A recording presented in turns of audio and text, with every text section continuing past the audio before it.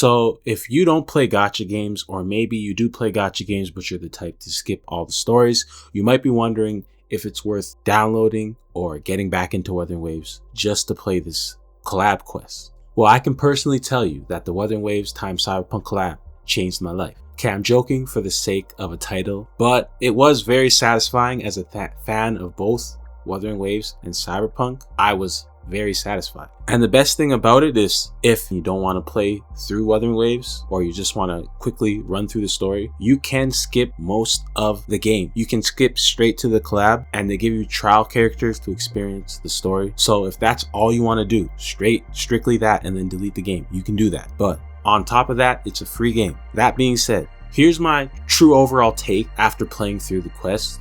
If you're what I'd call like a super fan of either of these franchises, you're going to have a really good time. You're going to be thoroughly satisfied.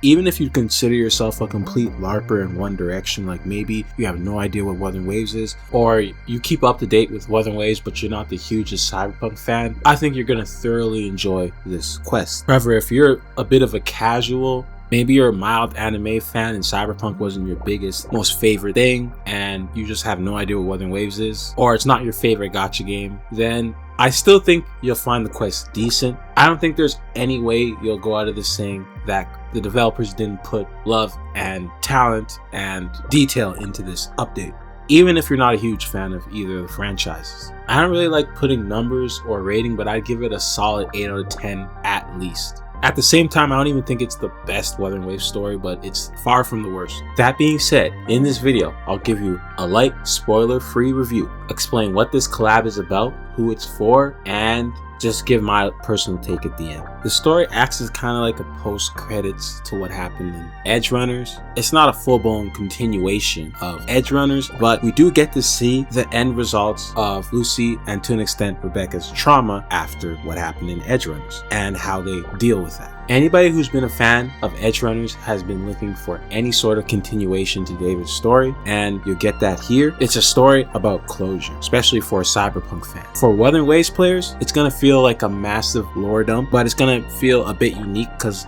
you can tell at a baseline that this lore has insane baggage because it comes from another series that's tried and true, and you know they've been cooking this stuff for decades, so it's gonna feel naturally engaging and interesting. But like I said, I'm a fan of both, so I don't really truly have that perspective. So let me know in the comments if you're only a fan of one of these series, how it felt to experience the other. But anyway, the story kind of plays out exactly how you would imagine it. It's basically, what if you took characters from Cyberpunk and put them in Wuthering Waves? I won't go into detail with how they actually end up in the realm of Wuthering Waves, but they did merge the two franchises together more seamlessly than I thought they would. I just look at L'Haï as the beautiful technological suburbs, while Night City is the technological ghetto. And yeah, the characters act exactly how you think they would. Lucy's more concerned with the technology and how to interact with her body. Rebecca can't be bothered and just wants to interact with the locals and get used to the world around her. Not even too concerned with why or how things are happening. I mean, I genuinely had the question,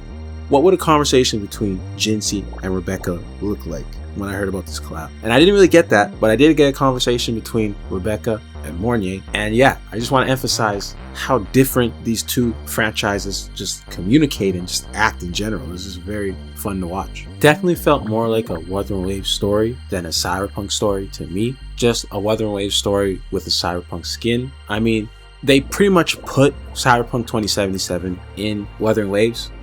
Not just the map, but also things like quick scanning, breach protocols, scrounging the map for text lore like a lore goblin. Even took the loading screen from Cyberpunk 2077. I think the most impressive thing was the full Night City map and how they recreated a lot of Night City settings and iconic areas in the game. Even the little ways to fast forward cutscenes, like it almost felt like a Cyberpunk 2077 collab just as much as an Edge Runners collab. Pretty breathtaking at times. If you would have told me phone games could be like this when I was a kid, Jesus Christ, never would have believed it. But back to the story, there's a lot of clashing in language and ideals and the way people communicate, like explaining to each other what a corpo is or what a tacit discord is.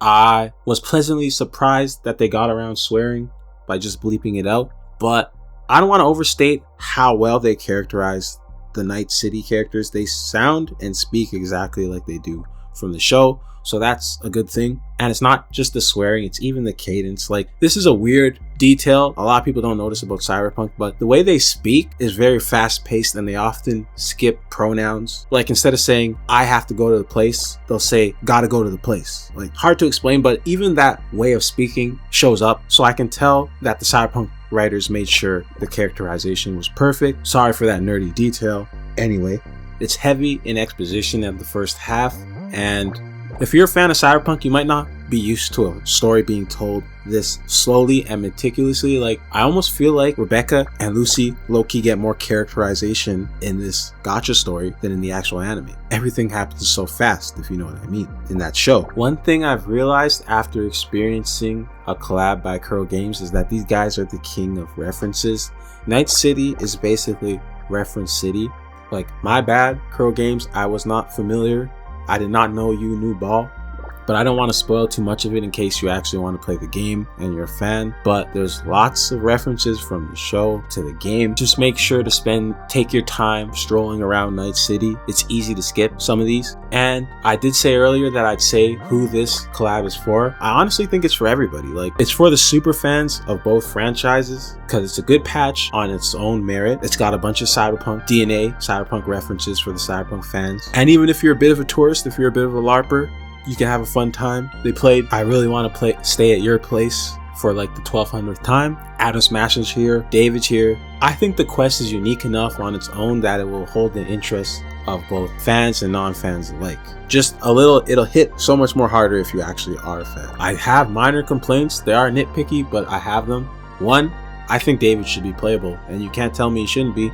Like, again, I don't want to spoil anything, but the same reasons Rebecca is back are the same reasons that David is back. So why is Rebecca playable but David isn't? And if you play the game, actually, it feels like they're missing a third slot. There's 2 out of a 3-man team, and we need a third member. It feels like they're missing a teammate. I don't know. I don't get it. I've heard the reason why he's not playable, but it doesn't make any sense. I don't understand why Rebecca gets this treatment, but David doesn't. It just doesn't add up. Also, I kind of thought Adam Smasher's VA was kind of lacking. Like, he didn't feel as scary as he does in the game or the anime, but it's not, he was still pretty good. It's not a big deal. I also felt David kind of had less of a presence than he should have, and I kind of wish they used the actual Night City map for more than they did. It kind of feels like you just get to walk around. I would rather, interact with that map way more. It's so cool and dope to just be used as like a backdrop. So like I said, really nitpicky, but those are my complaints.